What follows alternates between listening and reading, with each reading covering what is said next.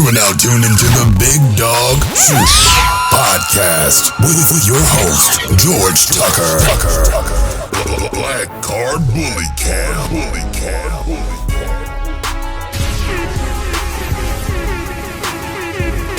The Big Dawg Shyt Podcast.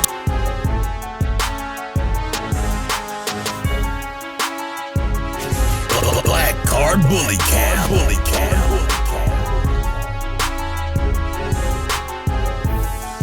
Get ready for the Big Dawg Shyt Podcast with your host, George Tucker.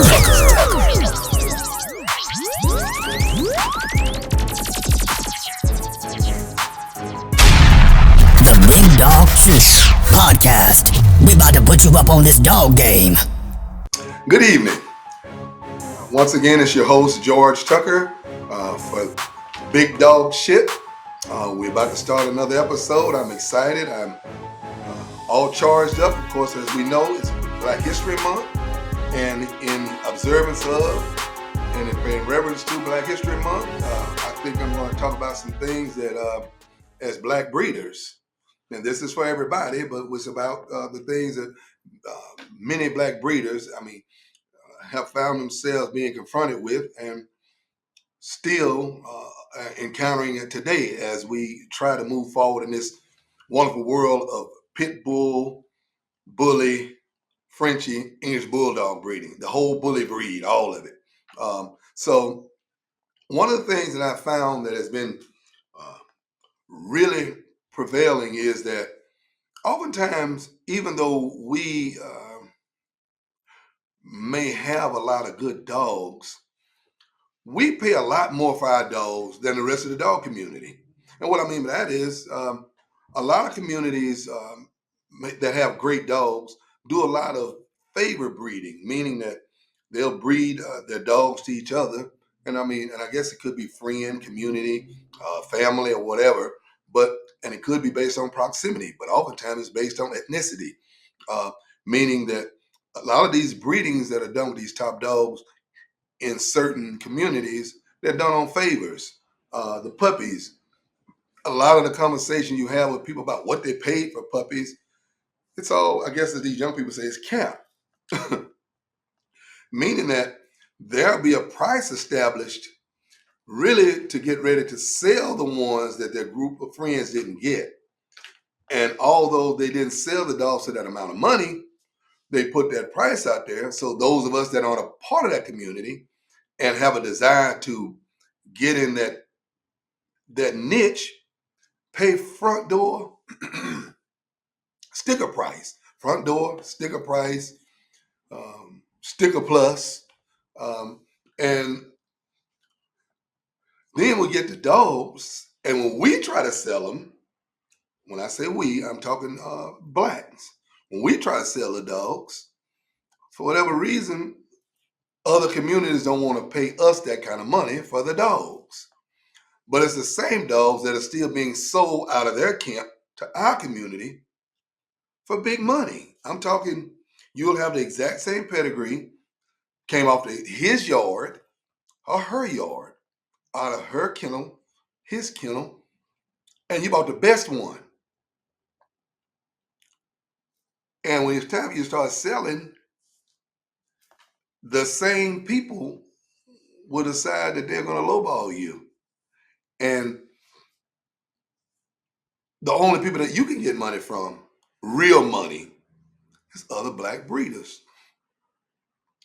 Now, the bad thing about that is, I don't know what it's from. I'm not going to claim it for everybody. But I'm going to say that there's a track record, history, culture of Black breeders lowballing other Black breeders. So oftentimes they have to have somebody else have another face on the dog for the other Black breeders to pay them real money. And I saw the same thing once again. Like I said, I was involved with pit bulls, bulldogs. I'm still involved with bullies and Frenchies. And it is across the board. when you start talking about making money on the dogs, I'm not talking about making great dogs. I'm not talking about setting the curve on what the dogs look like.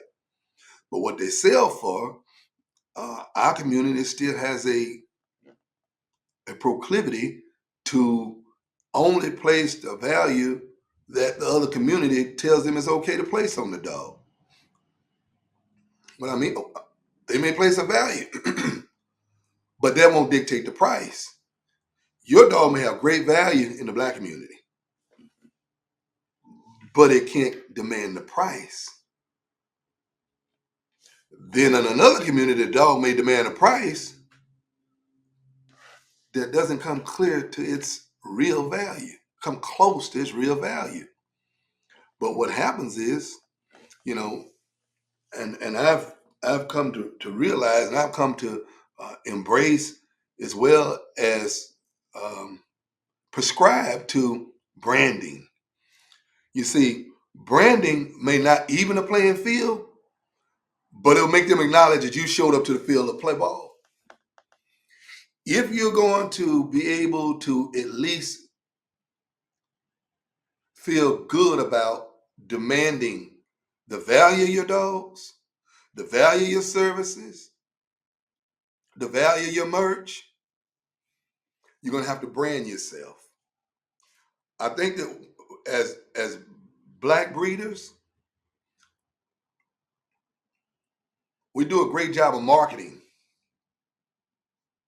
Great job of marketing. I mean, some guys, because of whatever profession or occupation or industry or game they came from, there may be a knack for being able to convince people, being able to incite people, excite people, entertain people, but it's connected to the person. That's a lot of marketing, as in you do well selling yourself, but until you can brand your kennel, you're not going to have the ability to have any longevity. As in pricing, not in popularity. You may be very popular, but you don't have a brand. Or if you do have a brand, you have to watch how you brand yourself. So I think that the other thing, and you see, this is just free game. It's Black History Month. So this is on the house. This is on me. I paid for everything I'm about to give you. I paid dearly for all of it. I paid dearly for some of these sorry dogs I ended up buying. I paid dearly for all of the information, the lessons that I learned as it relates to people you get involved with, that you think you're going to be building something together. It's not what you're doing. You are offering them an opportunity to look into the window of your mind and of your plans. And unfortunately, you're inviting them to either ravage them, to sabotage them, or to replicate them and take them to market before you do. Those are the things that seem to have the biggest effect on how fast a black breeders program grows and how far it grows. Another thing, and there are three heads to this monster that either kills you or cures you. The monster is branding, marketing, and sales. But at the very foundation, there are three things that drive those things to make it easy.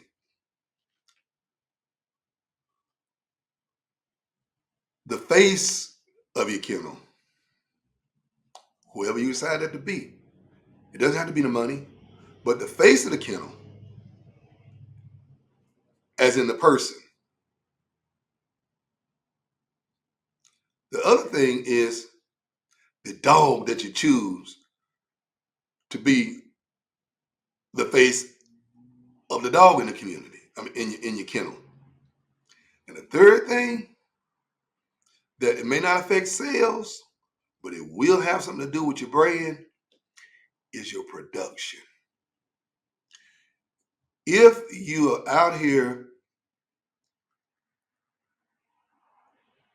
disillusioned or delusional about the quality that you're producing, simply because you were delusional at the time that you bought their parents, or you bred to their daddy off a whole bunch of marketing, or somebody, marketing is what gets you caught up on sorry studs.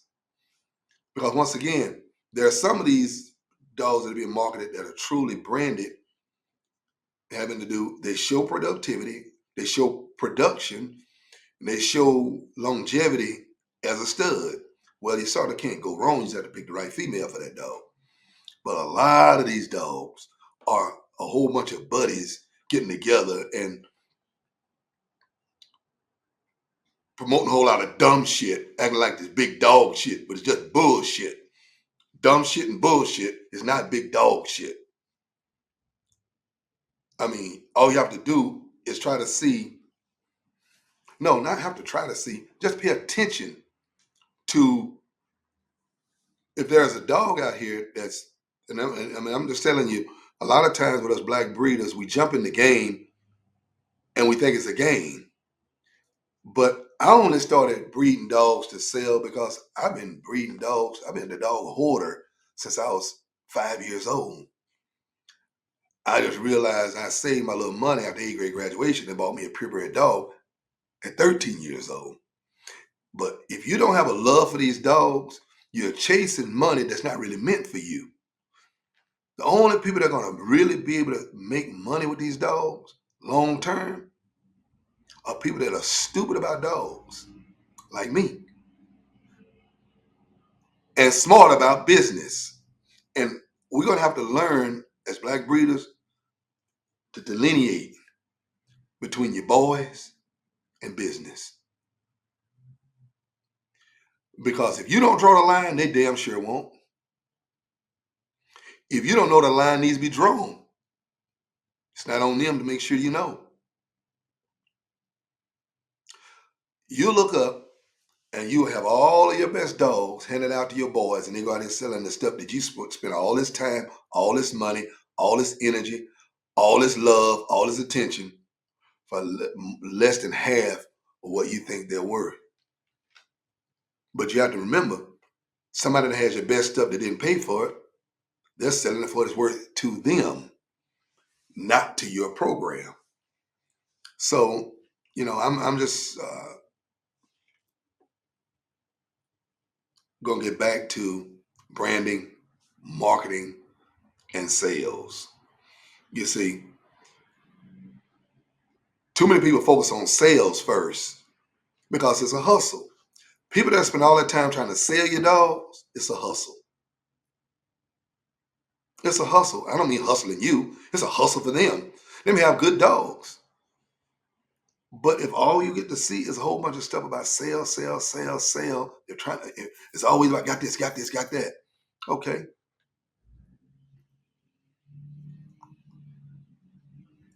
Let me see what you're keeping. Yeah, let's look at the next generation of studs. If you got a dog out here that's just studding and he's 2.5 years old, what's the deal? But what happens is with us, we're so busy trying to get paid because we heard of somebody else making a bunch of money that we didn't see. Because I'm telling you right now, from somebody who spent an asinine amount of money buying dogs, to then find out that either the people they bought dogs with, bought dogs from, or are in the circle having conversations who are supposed to be big time breeders or big time dog spenders and big money and all that. I can't blame you for what you believe because there's so much stuff that's believable. But before you spend your money, You better base that on what you know. You be led to believe anything. But if you're going to spend money, you better know what you know. If you're going to do business with somebody and go into business, you better base it on who you trust. Those are 3 different levels. All this stuff, everything I'm going to talk about, there are 3 different levels of it. Whether it be the face of the kennel, the dog that's the face of the kennel, and the production, whether it be branding, marketing, and sales, whether it be what you believe, what you know, and what you trust. You all have to understand that every one of those things, you better check that off unless you got a whole lot of money to be wrong and then replace it to try to get it right. Well, most of us as black breeders end up getting completely frustrated, flustered, and flushed out of the dog game is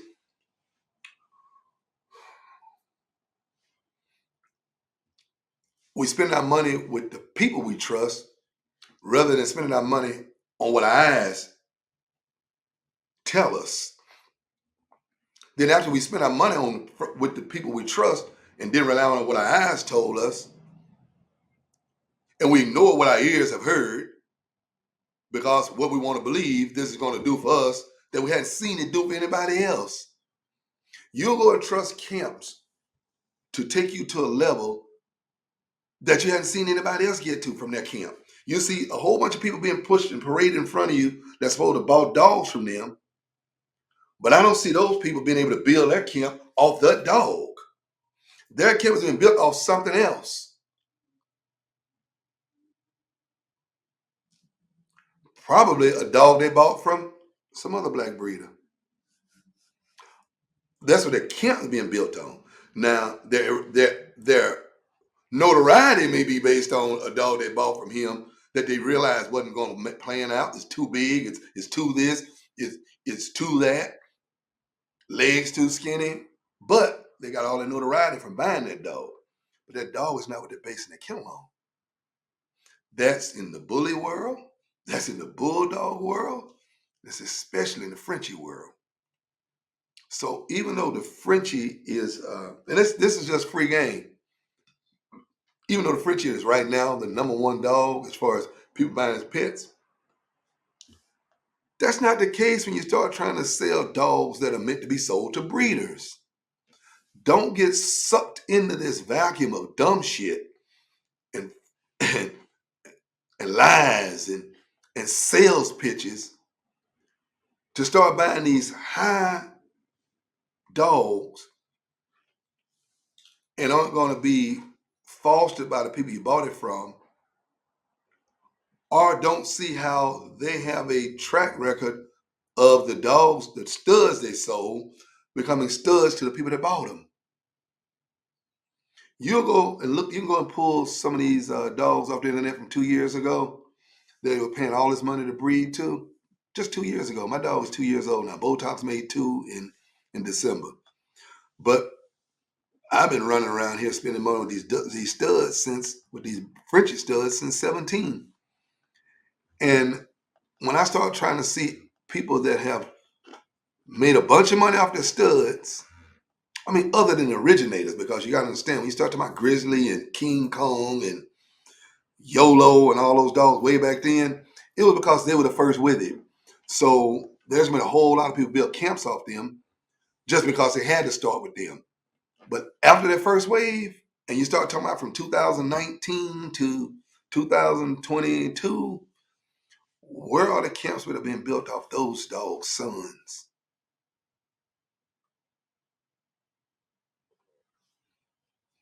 I know a few of them. But mostly they have people that bought females off those dogs. Then they went out here and bred the other dogs. And they'll claim that stud as being the basis for the stuff, but he didn't produce any sons. So if you would ask me, I guess I've said a whole bunch of stuff about what not to do. Now, a part of this little free conversation, for the first couple episodes, all I'm going to be doing is giving you what it is you're going to need so that when you start moving, you won't be moving in ignorance. Now, you be moving in in arrogance, but you're only moving in ignorance. I'm going to make sure you're not ignorant. But I don't know whether you're arrogant. That's on you and however you feel about your money or your reputation for having money, whether you got it or not. But, you know, what you've been sold that you still want to believe, even though I'm going to help you look at how to know better. You can believe whatever you want until I show you how to know better. Now, well, like I say, you won't be moving in ignorance after this. Now,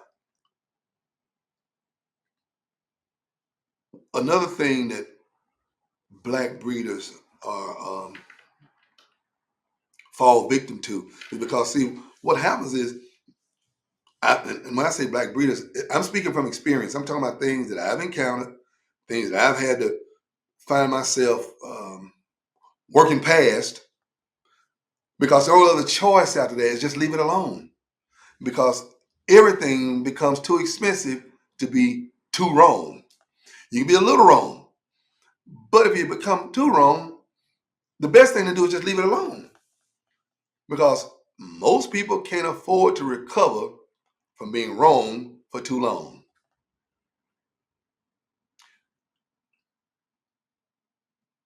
And that's usually because you don't want to believe what's right.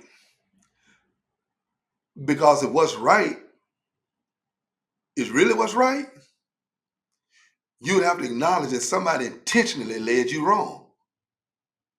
But oftentimes you'll realize that the person that intentionally led you wrong is right beside you. So rather than believe that, you keep going wrong a little longer. So, yeah, trust your eye and at least filter what you hear. Trust what you see, at least filter what you hear, so you won't blindly believe what you hear, even though you see something different. My advice is to buy the best female you can buy, the best female that you can buy. After you've decided what it is you want to do long term, because in this Frenchie game, so much stuff pops up that you may be out here chasing your tail because you're chasing DNA. And you end up with tails. Then you realize that this DNA hadn't been cleaned up yet. Now you're stuck with dogs that you don't really know how to get from where you are to where you thought you were going to be, not knowing that the people you bought them from aren't any further along than you are. So if that's what you're going to do is chase DNA, buy the best female you can buy or whatever DNA you're chasing, and really make sure that you see studs off the dog you may be going to breed to. So that at the very least, you'll get a male out of that breeding that makes all the money you spent on the female and all the money you spent on the breeding to get that puppy and all of the money you spent on the whelping of the whole litter and all of the money you spent on the nutrition and all the money you spent for the breeding. When I say breeding, I'm not talking about for the stud that you bred. I'm talking about for the all the progesterone tests, for the ultrasound, for the reverse progesterone, for the C-section, all of that stuff. Make sure you know where you're trying to go, because if you don't, if you do that twice, God forbid you go through all of that and you have one puppy. Just know that getting into this dog game is no different from going to law school, no different from going to medical school, no different from going to try to play in the NFL. Yeah, they might have a lot of guys in the NFL, but they don't tell you that most of them are living check to check. Same, not the NBA. I don't know what they mean by the NBA. But yeah, every profession, there are going to be people that are setting the curve. Then there are going to be people that get dragged behind them. And they get run over. That's how they got the curve. They're a speed bump. They're going to be that in every profession. Even in the street, there are going to be guys out here who can get off the corner.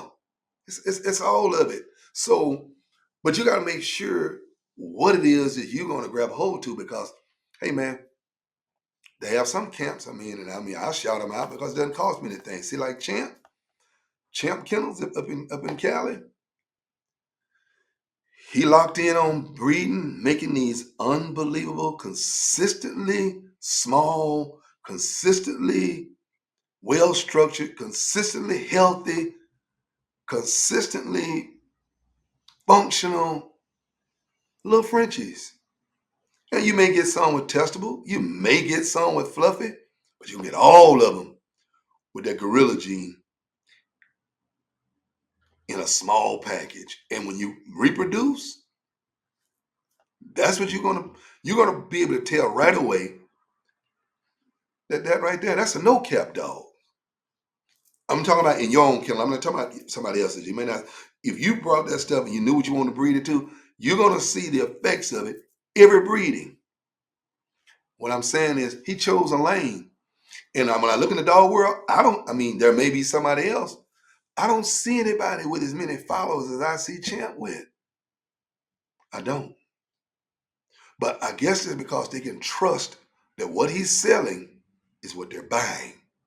Not what you're buying is something he's offering. And that's a brother. And I don't really know how much props he gets. I know those that buy from him dap him up, but I don't know how many people really give him his flowers because he's doing it. I've dealt with him on a couple occasions. And he's as pleasant as every time you talk to him, he's very pleasant, I guess, because he doesn't have a reason to be skeptical about whether you're calling him for some dumb shit. See, so when we start talking about Big Dawg Shyt, he goes high on that list because he's doing big dog shit. He's living the way he looks like he's promoting. He's branded so well that consistently, that's what you're going to get from him. Now, he may be wanting to do other stuff, but not so bad that he's going to mess around and mess up his brand. So his marketing is basic now. I have it, show it to you. If you can get it to before somebody else, you can buy it. But if you wait too late trying to figure out what I told you was, it'll be gone. That's what I mean by branding and marketing. Sales, for him, is just a transactional part. For too many of us brothers, sales is the entire deal. We're running around trying to be first to a group to sell them ours so that we can pay our bills. When the sales is supposed to be the last part of it, not the only part. So what I would admonish us to do is not try to get out here and beat each other because you figure somebody gonna beat them. I might well beat them. Because I'm hoping that why we're getting into this is because we're trying to be the example for this community. And the one thing in this that the others that look like us can trust. You may not have the best, but you're doing your best. And the next time they see you, the next generation will be better. Not you will have more money and you'll have more clout and you'll have more publicity and you'll have more notoriety. Will you be able to give them a better product? Are you really committed to making sure that every time they see you at a show, especially if it's 6 months since they saw you last, that they'll be more impressed with you the next time than they were the last time? That they'll be more trusting of you the next time than they were the last time? Because I think that although I started this talking about what they do and how they tax us, there's a black tax with everything you buy, especially in this dog world. And that's cool. I'll pay the tax. But don't make it a fine. I'll pay the tax. But don't make it a fine. Now, us black breeders, into this is Black History Month. Let's not also decide we're going to fine each other, penalize each other for what we don't know. Why don't we embrace each other and empower each other rather than just enable it? Because you can enable somebody to do something stupid by gassing them up. but it's just helium. It's like a balloon. It's going to bust. It's going to get so big that it busts. Or you can empower them. You can put helium in them or jet fuel. But put your best version, whatever you have to give them. Because otherwise, we're going to turn this into a whole bunch of games. We literally took the dog world and turned it into a game. Because the only real money is being passed from us to them or passed through us to each other. And then it starts to be where it's just about who gets who first. I'm sorry. And the most. Who gets who first? Who gets who the most frequently? Yeah. So if y'all have any questions, I'm talking about especially you guys who really, really are afraid to get in because of all of the stuff you hear that you want to believe, but you're hearing it from somebody who looks like it's not true. They may be telling you something that's true, but it's just they may have never experienced it. Because too many people, it's sort of like in the street, sort of like rappers, it's sort of like everything else. People may live around something and at some point start sounding like they've been involved in things that they haven't experienced. Get with some breeders who can give you direction from experience. You know, there are people like June Williams who I remember when I first started messing with these dogs in 14. No, it was 13 I started going to these shows. 14. I bought my dog at 14. I mean, can tell you the bully world from the ground up simply because there wasn't a show within the continental United States that if that Tahoe could get some gas, it wasn't going. And he had his dog with him. I mean, he's not going here. He's literally challenging everybody to stack off with his dog with bags. Then he had little bags. But the whole point was he started what he could afford and he built now what is right now is the epitome of the dog show world. I mean, it's the same June that started off at the shows, and I guess what he did was built what he wished the show was. So now that he's offering everybody his version of what he wishes the shows were, he's killing it. So that's what I'm trying to do with my version of breeding. I'm going to offer to you all what I wish somebody had offered to me when I'm buying a dog. I'm trying to sell a real game changer. I'm trying to do some real big dog shit that has nothing to do with the bullshit. And the only way you're going to do that is you breed the best to the best, your version of the best. Even if you're wrong, there are no losses when you're trying to win. They're just lessons on how to get better. It's like practice, it's like football. It's all like everything I use is just as a reference is going to have something to do with competition that I've experienced because I can't stand on what I don't know. I can just preach on what I've heard, like most people doing with these dogs. So I'm gonna tell you all this, and that this is gonna be an encapsulating of everything I was going to say. If you're going to get in these dogs for real money, get with somebody. I'm not talking about, after you spent your money, for them to try to tell you how to deal and do, because that's on the person you bought it from. Don't come to black breeders after you've been raped and reamed and robbed, and all of a sudden you want a homeboy deal. Start with people you can trust. And I'm not saying only buy from blacks. I'm not saying that at all. But if you're going to end up there, start there. Because by now, we have all bought from the big breeders. The question becomes, how many of us have bought from the big breeders? I'm talking in the black community. We bought from the UK. We bought from China. But the question becomes, how many of us were trying to be breeders? And how many of us were trying to be hustlers to take advantage of the moment? Because after buying all these great dogs, we're now trying to become breeders of great dogs. Find you somebody who's willing to take you under their arm in some kind of co-own situation. When I say buy the best female, even if you have to co-own a female for 2 litters, because I found that to be, for people that don't have money and they have integrity, the best way to get in. Co-own the best female you can with the person who is a true breeder. Because there'll be 2 things you can do. You can learn the game and earn some money. And you're not saving money, you're investing in learning a program. It's on-the-job training.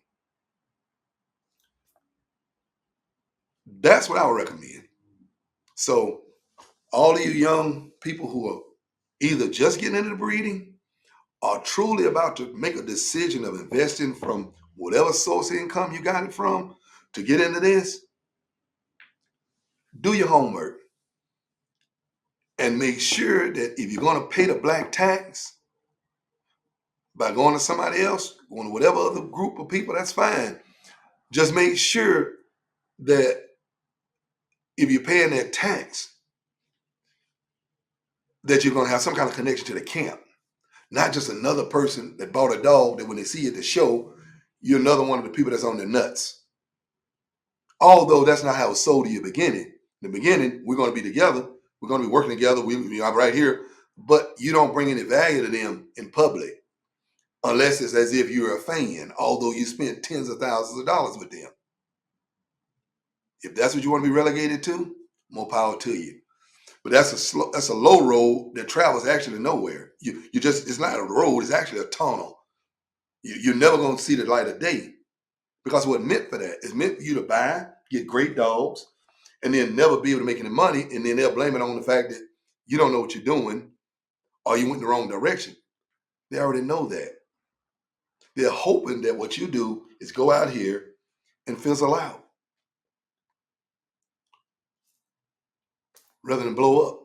They want you to burn out rather than blow up. So you all, I just admonish you to be wise. You can spend money anywhere, but if you're about to try to get into some of this big dog shit, you better learn to invest your money wisely. Or all you're doing is spending your money and your time foolishly. Big Dawg Shyt Podcast with your host, George Tucker. Black Card Bully Cam.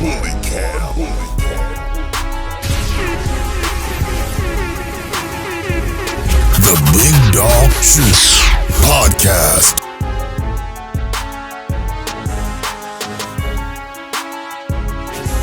Black Card Bully Cam.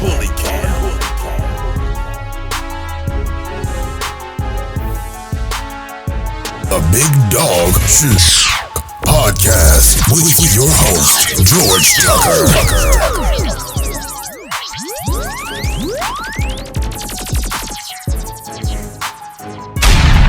The Big Dawg Shyt Podcast. Put you up on this dog game. For more information about studying puppies or adult dogs, give us a call or DM us on Instagram